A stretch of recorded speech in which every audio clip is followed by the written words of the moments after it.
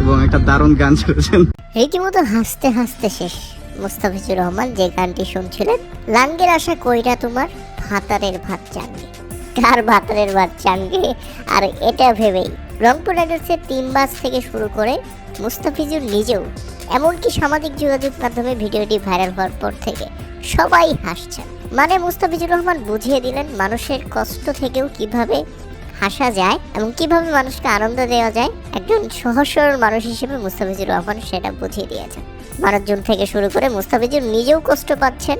12 কোটি টাকা লস হয়ে গেছে পুরো বাংলাদেশের। আর এদিকে মুস্তাফিজুর রহমান গান শুনছেন, লাঙ্গের আশা কইরা তোমার ভাতারের ভাত চাঙ্গে। কঠিন একটা অবস্থা ভাই, মানে কি বলবো।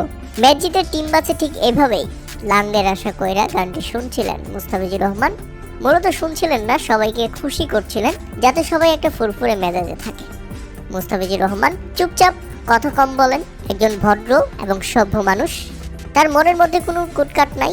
মূলত ফেসবুকে রিল দেখছিল তিনি, আর সেই মুহূর্তে এই গানটা তার ফর ইউতে চলে আসে এবং এটা বেজে ওঠে। ঠিক তখনই রংপুর রাইডার্সের একজন ক্যামেরা নিয়ে মুস্তাফিজুর রহমানের সামনে যান এবং তিনি এই গানটা লুকানোর জন্য চেষ্টা করেন এবং ব্যাপকভাবে হাসছিলেন তিনি। তবে যাই হোক, অনেকেই আমার সামাজিক যোগাযোগ মাধ্যমে লিখছেন 12 কোটি টাকা লস হওয়ার কারণে মুস্তাফিজুর রহমান দুঃখে এই গানটি শুনছেন। তবে ইতিমধ্যে রংপুর রাইডার্স পয়েন্ট টেবিলে টপ করেছে বিপিএল।